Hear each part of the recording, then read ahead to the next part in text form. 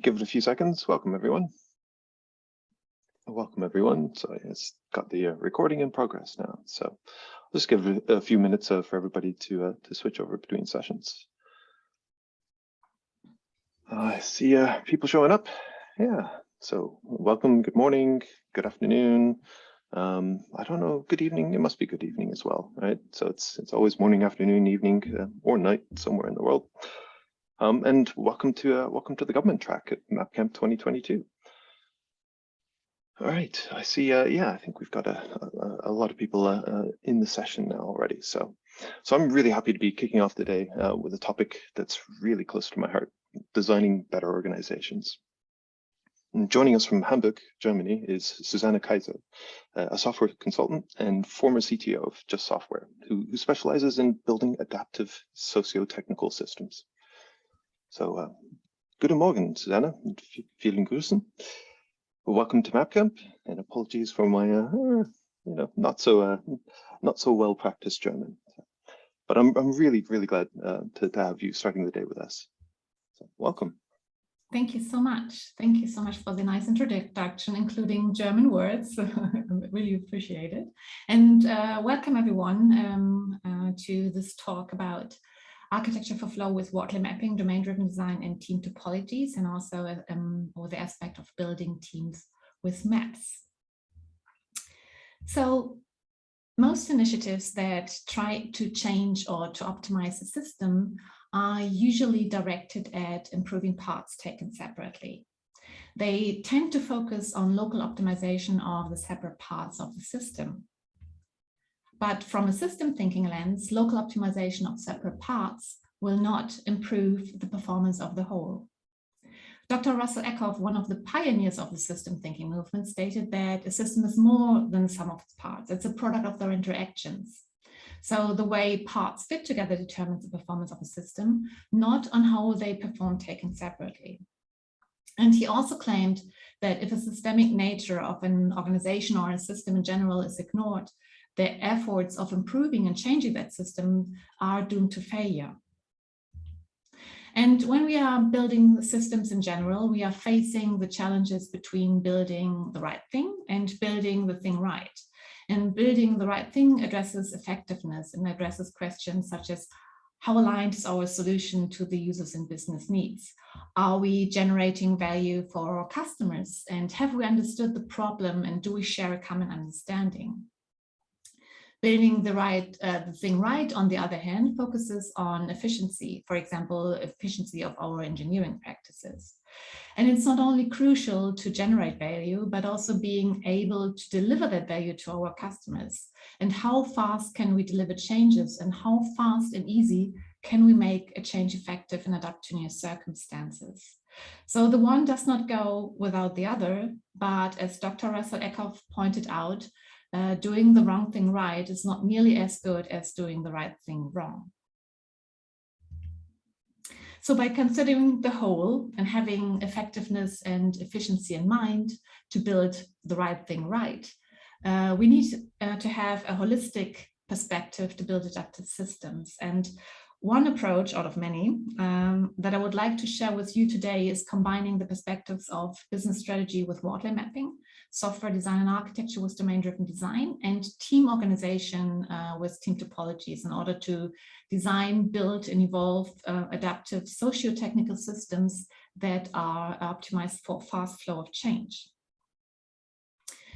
So let's dive directly into an example, and let's put these three perspectives together by evolving a legacy system. And we are using an example of an online school for junior students that is based on a legacy system, which is built, run, and supported by functional silo teams. And our first step to evolve our legacy system is starting with the team and analyzing their current situation in regards to the team cognitive load and encountered delivery bottlenecks. So due to handover, the functional silo teams reported a high level of communication and coordination bandwidth between the teams when implementing and releasing changes. Dealing with a monolithic big ball of mud with a messy model and no clear boundaries leads to high team cognitive load and tight change coupling. And it takes a high amount of effort to understand a piece of code. And in addition, the teams reported that there exist no clear ownership boundaries. So they are facing delivery bottlenecks impeding their software delivery performance. Due to on-premises infrastructure at the current state, the operational activities consist of configuration and backup and recovery mechanisms, maintenance, including upgrades and security updates, scaling and monitoring. So the infrastructure teams faced very high operational efforts. But as a reminder from system thinking, if we plan to optimize only separate parts, it does not improve the performance of the whole. Improving the performance of the whole requires to tackle the situation from a broader perspective and also understand the environment an organization is operating and competing in. And this brings us to a Wardley map representing the landscape of an organization. So let's create a Wardley map for our online school example, reflecting the landscape of the current state. That's where we are starting with. We start with deriving the value chain plotted on the y-axis of our Wardley map and by identifying our users first. So we are going to focus on the teachers and the junior students as the users of our online school. And they have user needs. So we are now addressing next their user needs. So the teachers would like to create course content for their students. They would like to plan a class.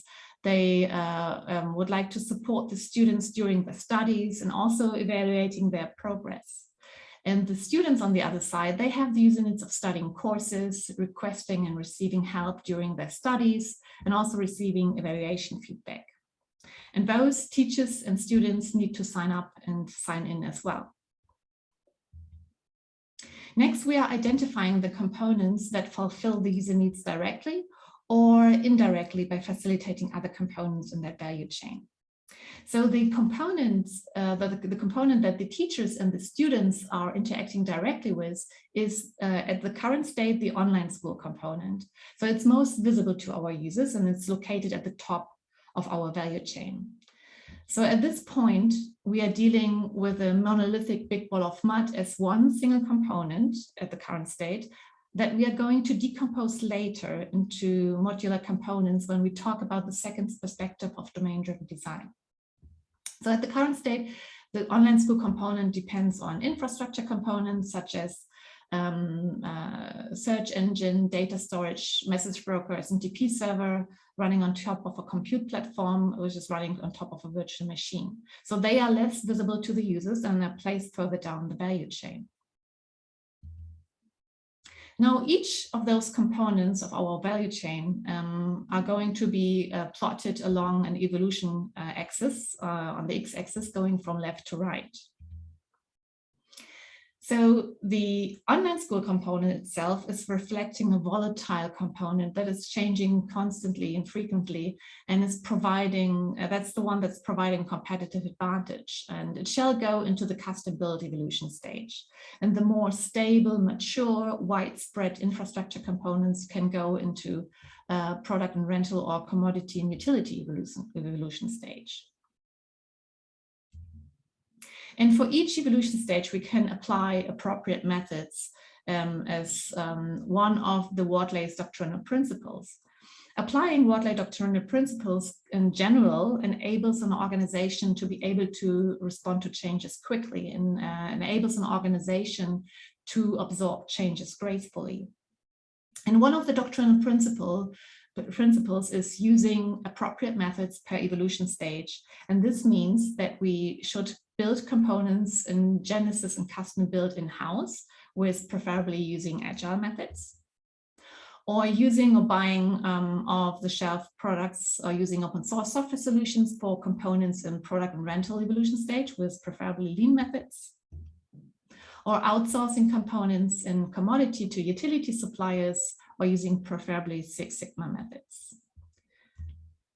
Coming back to our online school example and applying the doctrinal principles of using appropriate methods per evolution stage, we are developing the online school components in-house. And for the infrastructure components, such as search engine, message broker, data storage, and so on, we are using open source software solutions at the current state.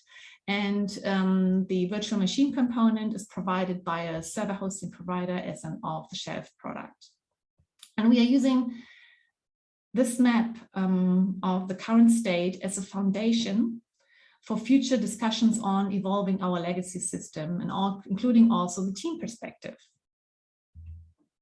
So let's go back to the team perspective that we have started with. So to optimize for flow of changes from a team perspective, we need to avoid functional silos with handover. Instead, we need to aim for autonomous cross-functional teams that are designing, developing, testing, deploying, and operating the systems they are responsible for. We also need to avoid handover, so that the work is never handed off to another team. And we need to use small, long-lived teams as the norm. And the teams need to own the system or subsystem they are responsible for, so they need to have end-to-end responsibility to achieve fast flow. And we also need to consider to reduce the team's cognitive load, because if the team's cognitive load is largely exceeded, then it becomes a delivery bottleneck leading to quality issues, delays, and so on. And while the communication within a team is highly desired, we have to restrict a high ongoing communication and coordination effort and bandwidth between teams to enable fast flow. And that's where Team Topologies can help us with their well-defined team types and the well-defined interaction modes. So the autonomous cross-functional streamlined teams, they are aligned to a continuous stream of work, focusing on a fast flow of changes. And to be able to focus on a fast flow of changes and to be able to produce a steady flow of feature deliveries, they need the help from other teams. For example, they need the help from platform teams. The platform teams, they support the streamlined teams delivering their work and are responsible for platforms that the streamlined teams can easily consume. And the platform that the platform teams are responsible for can vary in its level of abstraction. At a lower level, a platform can abstract away infrastructure, networking, or cross-cutting capabilities. That's something that we are addressing in a second. And at a higher level, a platform can reflect a design system, a data platform, machine learning, and so on. And the platform teams, they provide internal self-services and tools for using that platform that the platform teams are responsible for. And there's another team type that's the enabling teams supporting the streamlined teams. And the enabling teams, they help to identify and acquire missing capabilities of the streamlined teams. Or the streamlined teams can also get support from the complicated subsystem teams as an optional team type. And the complicated subsystem teams, they are supporting the streamlined teams on particularly complicated subsystems that require very specialized knowledge. And all of these teams, they aim for increasing the autonomy and reducing the cognitive load of the streamlined teams to enable a fast flow of change at the end. But to arrange these teams and these team types is not enough to become effective. How these teams are interacting with each other and when to change and evolve the team interaction is also very relevant for high effectiveness. So with collaboration, the teams are working very closely together over a limited period of time and aiming for a common goal. And this is very suitable for rapid discovery and innovation, for example, when exploring new technologies together. X as a service suits well when one team needs to use a code library or a component, an API, or a platform that can be effectively provided by another team as a service, and it works best where predictable delivery is needed. Facilitating, this is the interaction mode that comes into play when one team would benefit from active help from another team. And this interaction mode is very typical for enabling teams. And the combination of this well-defined team types and this well-defined interaction modes that promotes organizational effectiveness and also helps to apply some of the Wardley doctrinal principles, such as thinking smallest in teams or optimizing for flow or design for constant evolution. So let's now start with our architecture for flow. And we are using the previously created Wardley map of the online school as a foundation for architectural and design consideration. And architecture for flow and optimizing a system for fast flow of change requires to know where the most important changes in our system occur, the streams of changes.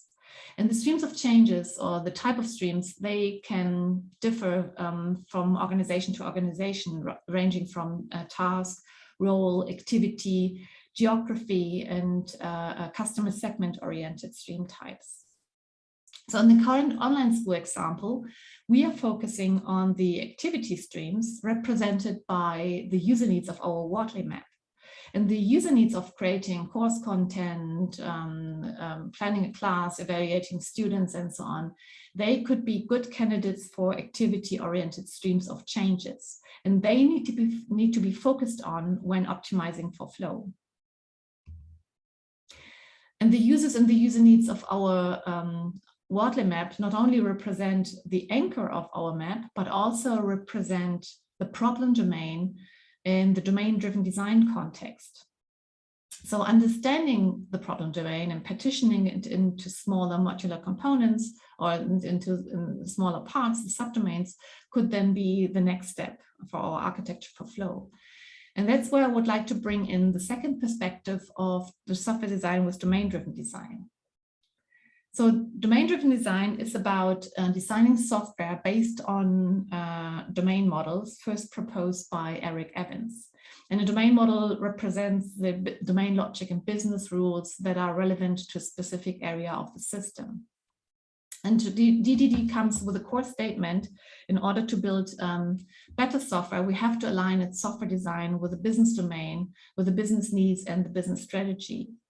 And it also helps us to apply some of the Wardley doctrinal principles, for example, using a common language or thinking in small contracts, providing purpose, mastery, and autonomy, and using appropriate methods per evolution stage. Domain-driven design comes with strategic and tactical patterns and practices. And in the problem space of strategic design, we are analyzing and distilling the problem domain into smaller parts, the subdomains. But not all subdomains are equal. So some are more valuable to the business than others. So we have different types of subdomains, such as core, supporting, and generic. The core domain, that is the essential part of our problem domain, providing competitive advantage. And it should be hard for competitors to copy or imitate, and supposed to be quite complex. They tend to change very often. And that's the part of the system we have to strategically invest in most and innovate on. So the core domain, that is the subdomain we need to build in-house, and it's supposed to go into the genesis or custom build evolution stage.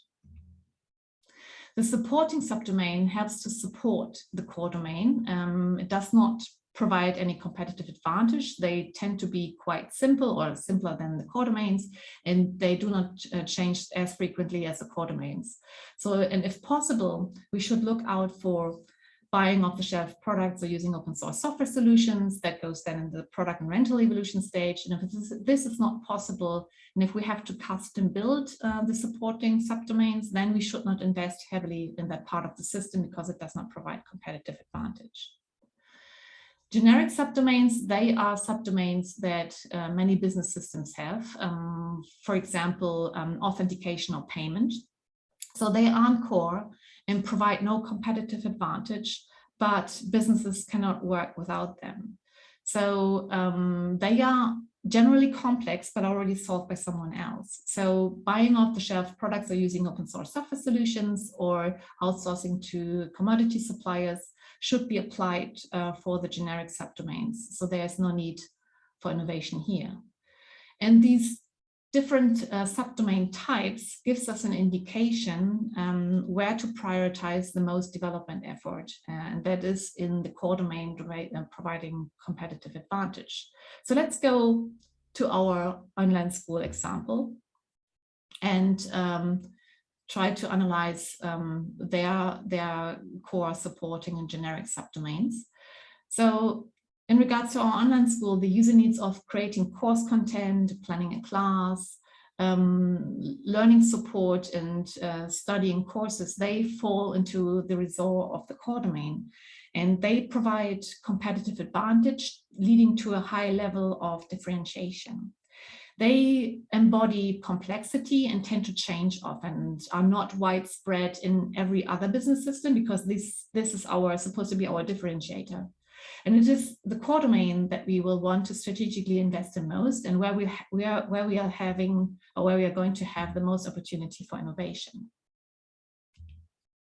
On the other hand, the evaluation of student progress and learning does not necessarily provide competitive advantage, but it supports the teacher's experience and is necessary for the organization to succeed. It tends to be less complex and change less frequently than the core domains. And we should not invest too much into this part and this subdomains because they do not provide competitive advantage. The user needs of signing up and signing in, they embody user needs of generic subdomains. So many business systems need subdomains of registration and authentication. So they are widespread, standard and expected with a high level of ubiquity and a high level of stability. So they are not core, provide no competitive advantage, but without registration or without authentication, our online school solution would not work securely.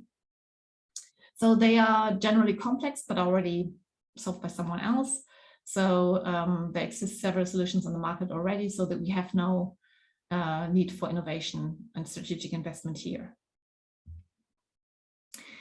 Next, we can switch to the solution space of strategic design, and that's where we are decomposing our monolithic big ball of mud into smaller modular components, the bounded context. And a subdomain itself can contain one, in an ideal case, one or more bounded contexts. So what is a bounded context? So a bounded context itself forms a boundary around a domain model and defines where a single domain model can be applied, and represents also a unit of purpose, mastery, and autonomy. And bounded contexts, they can indicate good themes to split a system apart into smaller parts. And they also provide different types of boundaries. For example, they were served very well as ownership boundaries, which we'll address in a second. So, in designing bounded context in the domain model involves a close collaboration between domain experts and development teams, and they're to gain at the end a shared understanding of the problem domain. And there exist several techniques such as event storming, domain storytelling, example mapping, and so on. So in our case, we already have applied these techniques together between domain experts and development teams, and we have already designed several bounded contexts. And the bounded context of content creation, class management, course studies, and learning support, they fulfill the core domain related user needs. So they are strategically important and require most development effort. They go into the custom build evolution stage and are built in-house. And the bounded context of student evaluation and notification handling, they belong to supporting subdomains.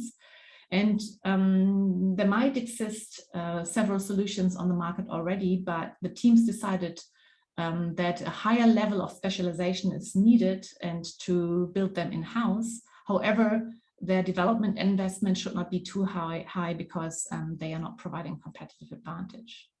And then the identity and access management bounded context that belongs to a generic subdomain. There exist several solutions on the market already, and it should go either in product and rental or commodity or utility evolution stage. So next in architecture for flow is finding suitable team boundaries. And there we're coming back to the bounded context that we have designed from domain-driven design perspective. And as I mentioned earlier, the bounded context serve as well-defined ownership boundaries, forming a unit of purpose, mastery, and autonomy. And they are indicating good seams to split the system apart and also work as suitable team boundaries for always streamlined teams. And the next aspect to consider for architecture for flow is to optimize team cognitive load. As I mentioned earlier in the beginning, exceeding the team cognitive load can then become a delivery bottleneck. So we have to optimize the team cognitive load, and to optimize team cognitive load, we have to limit the number and size and complexity of software systems that a team has to work with. And this brings us back to the evolution stages of a Wardley map. So according to the characteristics of the evolution stages, the further left a bounded context or a component in general is located on our Wardley map, the higher the level of uncertainty is, and which requires then practices focusing more on exploration and discovery. So components in Genesis on the left tend to change far more frequently than components in commodity. And for components in commodity on the right, we can draw on best practices solutions providing a clear path to action. And each evolution stage addresses different practices for their path to action, ranging from best, good, emerging, and novel practices. And the more unclear the path to action is, the higher the level of cognitive load is. That means that a single team could take ownership of more or larger components in bounded contexts residing in commodity and utility on the right spectrum of our Wardley map than residing in Genesis on the left spectrum of our Wardley map. So we have to keep the level of uncertainty, change rate, and clarity of our path to action in mind when managing the cognitive load of our teams. Another aspect to optimize for team cognitive load is to establish clear responsibility boundaries. And for that, for clear responsibility boundaries, we need to assign each bounded context to a single team and not sharing bounded context across teams that would then diffuse the ownership of teams. However, one team can own several bounded contexts. Another step for architecting for flow is to identifying the services that are needed to support a reliable flow of changes. And this brings the focus on our infrastructure components located in the product and rental or commodity and utility evolution stage. So in order to be able to focus on a fast flow of changes, the streamlined teams are relying on a platform team providing an easily consumable platform as a service. And the platform itself shall reflect a sinus viable platform that is just big enough to fulfill the user needs of its consumers and that should not become bigger than needed. And it could start with a documentation with standards, best practices, and templates, and can evolve later into a digital platform with self-service APIs and tools. We also need to mind the dependencies and communication bandwidth between teams. Do we have tightly coupled dependencies or blocking dependencies between teams? They need to be eliminated. And also identifying capability gaps and helping teams acquiring missing capability is another aspect that then is the responsibility of the enabling teams.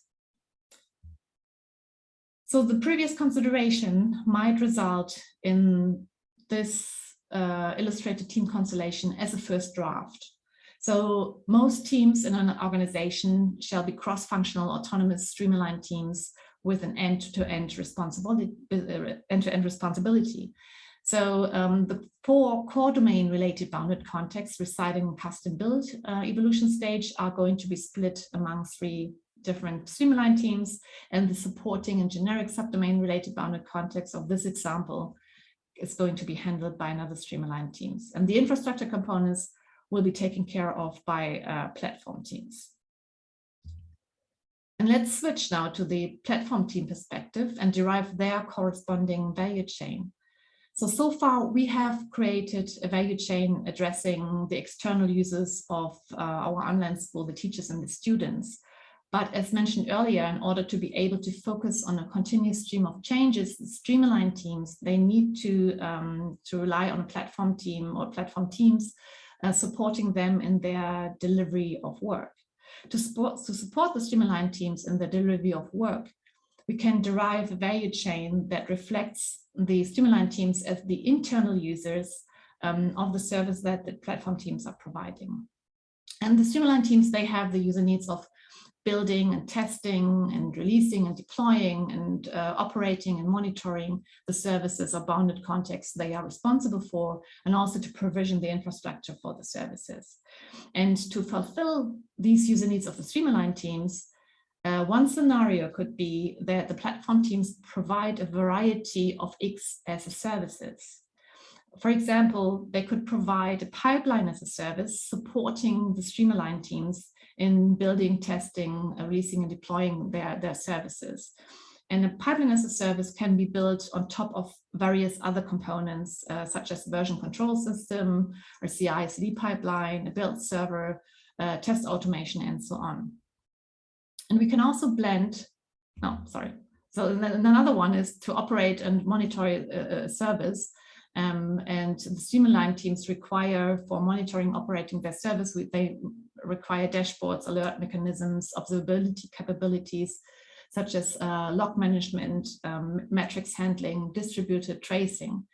And these capabilities can be provided by the platform team as a monitoring as a service. Platform as a service enables the streamline teams to provision the runtime environment, including the necessary components the services rely on during that runtime, such as database, search engine, message broker, and so on. So we can also blend the enabling team perspective, addressing then the streamline teams and the platform teams as their internal users. So the cross-functional streamline teams, they need to cover a very wide range of capabilities, such as software design and architecture, application security, user experience and accessibility, testing and QA, software development, product management, and more. So that's a lot to cover, and where the specialists of an enabling team can support identifying and bridging capability gaps of the streamline teams to make them self-sufficient at the end. And the enabling team can coach, for example, the streamline teams in different areas on demand. For example, they can coach them, as one example, about best practices for automated testing. But also the enabling team can facilitate the platform teams by coaching them, for example, what is important to achieve a good developer experience for the platform they provide, and how to design a good API, or how to write good documentation. Plus, the enabling team can also coach both streamline and platform teams on skills that are related to effective communication and improvement of practices, such as team coaching, mentoring, and so on. And in general, there's not only the skills that is relevant for a team, but also their mindset and their personal preferences. And this brings us to one of the Wardley doctrinal principles of thinking aptitude and attitude. So there's no one culture and mindset that fits throughout the entire organization. Instead, depending on the evolution stages of the components the teams are owning, a particular mindset is prevalent. So teams that are responsible for components and genesis and custom build, they have predominantly a pioneer mindset, with a preference for exploring and experimenting. Teams owning components in product and rental prefer to improve and stabilize the components with a settler mindset. And teams owning components in commodity might prefer to mature and optimize with a town planner mindset. And this does not mean that teams with a prevalent town planner mindset can never go into exploration mode. They do when it comes to the evolution of Team Topologies interaction modes, which I will address in a second. So, but before we are going into the transition implementation phase, we also need to mind potential efficiency gaps. And we want to avoid building or evolving our system based on inefficiencies, because inefficiencies would also impede our fast flow of change. So if the evolution stage of the components we are using in our organization differ from the ones that are available in the market, we might indicate an efficiency gap. And so, for example, if we are using custom-built components, but the components in the market are available as commodity, we are lagging behind and encounter potential inefficiencies. And closing that efficiency gap could be done, for example, in our example, migrating on-premise infrastructure components to cloud providers that we are going to address in a second. So at this moment, we have not transitioned anything yet, but did prior architectural and design consideration. Now the question arises how to go from A to B and how to implement flow and optimization. Implementing flow optimization involves, in our example, a team-first approach through dynamic reteaming and an evolution of Team Topologies interaction modes that are supporting and executing a cloud migration strategy.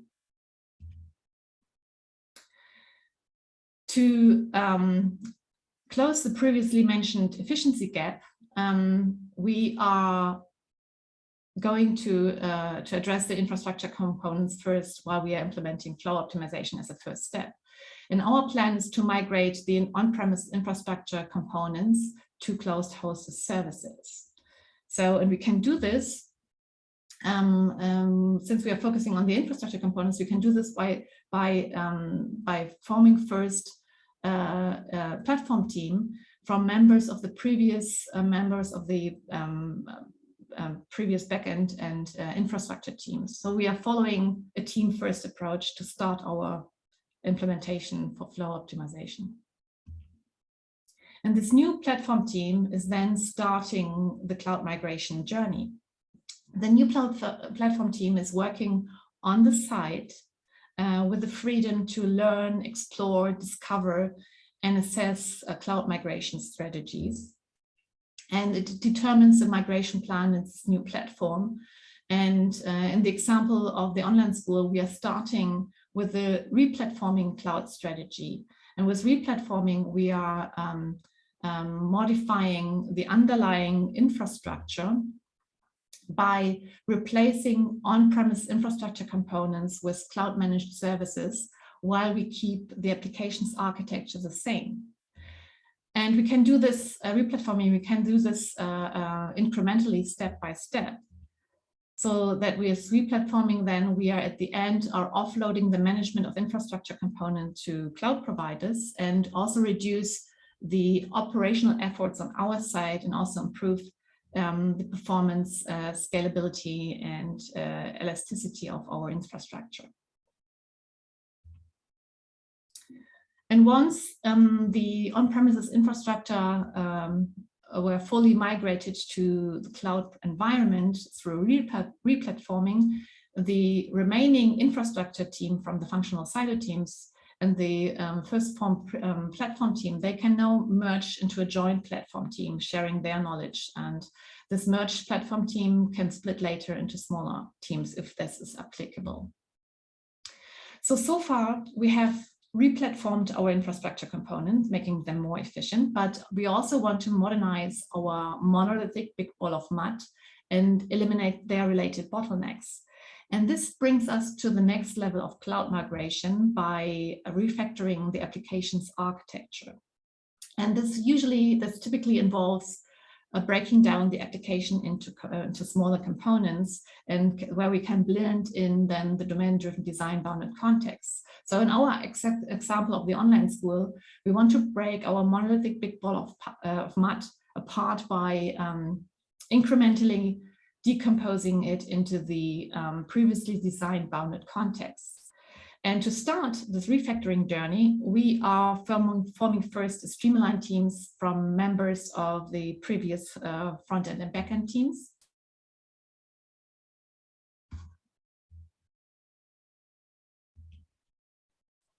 No, doesn't work. And in the meantime, the remaining front-end and back-end teams can merge into a temporary join team. And this temporary join team then takes care of the remaining monoliths as one team with no handover involved. And from there, they will split later into separate streamline teams. But let's go back to the first streamline team. And the first form streamline team kicks off then the refactoring journey and is supported by a evolution of Team Topologies interaction modes. So at the beginning, the streamline teams can closely collaborate with the platform team to jointly discover and assess potential cloud options for the future bounded context that the streamline team is going to be responsible for. And this new streamline team might decide to refactor their bounded context based on serverless technologies. And as soon as potential options were discovered and knowledge was shared, the interaction can go into a limited collaboration facilitation mode, and the interaction can go from daily to occasional on-demand interaction. And as this can then later evolve into X as a service once the serverless ecosystem is more established, and where the platform team can then provide best practices, standards, tools, and so on. As a potential next step, the previously merged team will split into the next streamline team going on their refactoring journey. And now this new formed streamline team can receive active help from the previous streamline team, the previous platform team that we formed first and during their cloud journey. So the cloud platform can suggest possible cloud options applicable for the bounded context, coaching them how to use a new CI/CD pipeline and serverless ecosystem. And the previous streamline team can also share their knowledge with the new streamline teams, for example, coaching them about best practices, how to implement a serverless function within hexagonal architecture. And then the last streamline teams can form and go on their refactoring journey, and they also receive active help from the previous streamline team and platform team, so that at the end, we have refactored our monolithic big ball of mud into modular components based on serverless technology and an evolution of Team Topologies interaction modes, so that we have to optimize our previous system for flow. Coming to the end, so the combination of Wardley Mapping, domain-driven design, and Team Topologies helps us to understand the environment an organization is operating and competing in, and helps us to gain domain knowledge and discovering the core domain providing competitive advantage. It helps us to know what components to build in-house, where to use or buy off-the-shelf products or use open source software solution, or where to outsource to utility suppliers.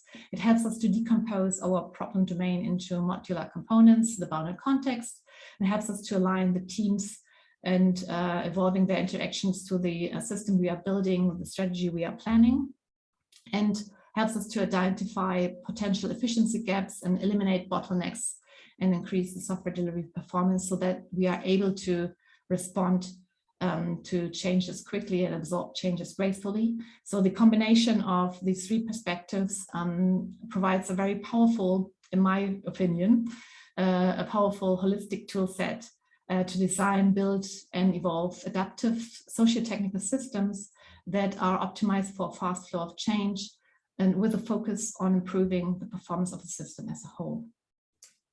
And with that, I also have compiled a few resources, one out of many. And there's also, if you're interested in this topic, there's also a book coming out next year. Thank you for your attendance and your patience.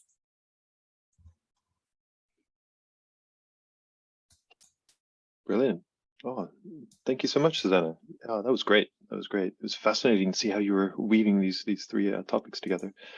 I also really liked how you put together your slides. Right, the style I found made it very easy to follow. So are they all hand drawn? Yes, they are all hand drawn. Well, that must be so much work, but it's paid off. I like yeah, to draw, so that's one of my hobbies, drawing. Yeah, thank you. Brilliant. Yeah. So there. I mean, there were loads of questions about your book. I'm glad that you mentioned that towards the end there. So I know that a number of people were interested in pre-ordering it. Is that something that's that you're open to, or? So yeah, it depends on the channel. So yeah, totally. It's going to be published with Edison Wesley, and I'm not sure. So I'm not in the process of pre-order, but I guess it's already possible to pre-order it in various countries. Okay, so is it contact the publisher then for that? You can also or maybe pre-order it on Amazon or Okay, alternatives as well. So there's depends, I guess, on the platform you're buying it. I'm sorry, I have to prepare it. The next time I will note it down where you can pre-order it. But thank you for doing it. right. So yeah, we've got loads of questions, and we are running out of time. I know that that VFairs has given us a few extra minutes. So there are a few. I'm going to jump in with one actually, which is on one of your slides. You're looking at domain-driven designs, discover the core. So how do you navigate the tension between that discover the core and Simon's principle, there is no core? Is that something that you've come across? Yeah, so exactly. So they are not conflicting with each other. I guess the core, the thing is the core domain that you have today could be the supporting subdomain in the next year. So it does not mean that if you have identified your core domain that it stays with you all the time. It will evolve over the time. It also depends on, like, when we have a Wardley map. So for example, we might start with a product as a service, a SaaS solution, and later we can evolve into a platform as a service, right? So depending on our gameplay pattern, gameplay scenarios that we can apply later on, and so then our core definitely will change over the time. So so that is not conflicting. It is, I guess, it's complementing each other. So the core domain, the subdomain types of domain-driven design are reflecting the current state. But there is no core. It's addressing, from my perspective, it's addressing that also the core domain will evolve over the time. Yeah, that's well said. I'll jump into some of the audience's questions. I know I've personally got lots, and we will have time for everybody to go into the government track afterwards and have a discussion there. So Susanna will be joining, and you can ask your questions there as well. So one of the first questions from Chris Ford was around complicated subsystems. If a team evolves into a platform team, is that equivalent, he's asking, to move to the right on the Wardley map? Yeah, so complicated subsystems, they are usually, for example, face recognition engine or video processing codecs or something like that. They're really complicated. But if you're going through, if you're providing a platform, then definitely comes more stable, standardized, and it moves on to the right spectrum of a Wardley map, becoming them, it's then going to stabilize over the time. And then, for example, and then others can, components can evolve on top of it as like an innovation, efficiency enables innovation, as Simon Wardley has also pointed out, that you can build on top of it, not only you, but also others, that when you're providing a platform that is accessible from outside with a well-defined API, that others can innovate on top of it, and that you are then creating innovation beyond your own organization as well. I don't know if I've answered that question. I'll let Chris follow up with you afterwards. I see Georg has got his hand up. I'm going to just allow you to talk, Georg. So just a heads up. If you want to jump in with your question. You are currently on mute. So I'll also find if there's some other questions as well in the meantime. So one of the ones that I've got on my mind is around countering the negative effects of bimodal IT, where one part of the organization explores and the other keeps things the same. Basically, they've got completely different incentives. It usually ends up with projects being built by one team, and then they chuck it over the fence and run away, while the other team tries to keep the lights on, right? So how can you use the trio of Wardley Mapping, Team Topologies, and DDD to counter this negative effect?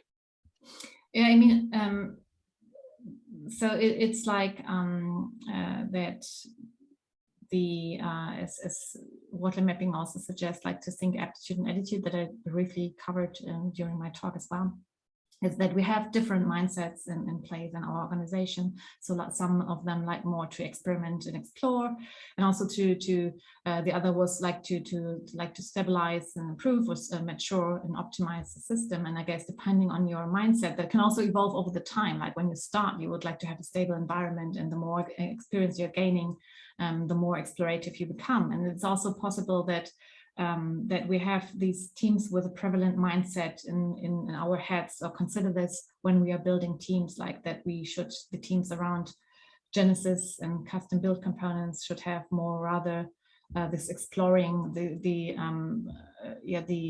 desire to explore and experiment.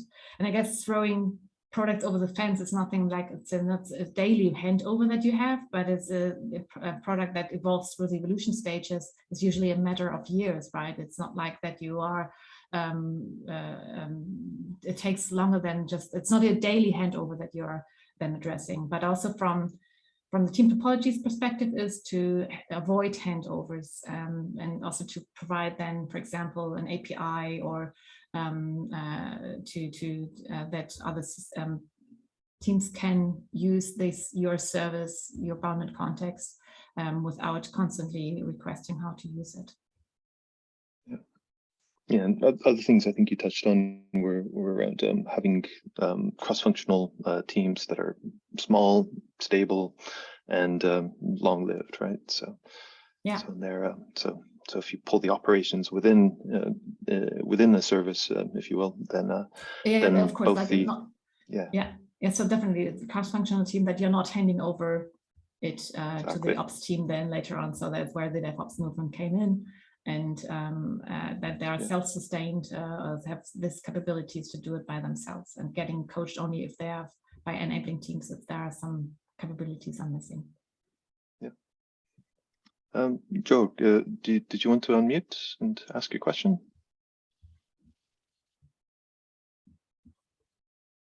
No? Okay, we'll go on to another one. So Jonathan Blakesley is asking, what kind of flow metrics do you use to measure as you go through this process? So you can use, for example, the DORA metrics that are also highlighted in mean time to recovery, lead time to change, and so on. So these specific DORA metrics that you can use, and that's also pointed out in the Accelerate book from the 4 years research, that are focusing on, okay, what are the metrics, or what are the aspects that increase the software delivery performance and the organizational performance. And you can use some of those metrics that are highlighted there to identify, or to give an indication whether you're on the right path or not. Maybe at the beginning it might be slower, so because you're changing something in the system, but over a longer time to check those, for example, DORA metrics. Great, thanks. I think, yeah, so we're pretty much up on time. So, but as I mentioned before, people can get in touch with you. Obviously, you've included your Twitter handle in the slides. Exactly. So please feel free, contact me over Twitter, or I have also my direct messages on, or contact me over LinkedIn. I'm looking forward to conversations, and also your experiences. What are your experiences in this field of architecture for flow? Yeah, brilliant. Well, thanks again. Thank you very much. And for everyone else, you'll be able to catch Susanna over in the chat. Yes. See you later. Thank you so much. Cheers. Bye. Have a good day.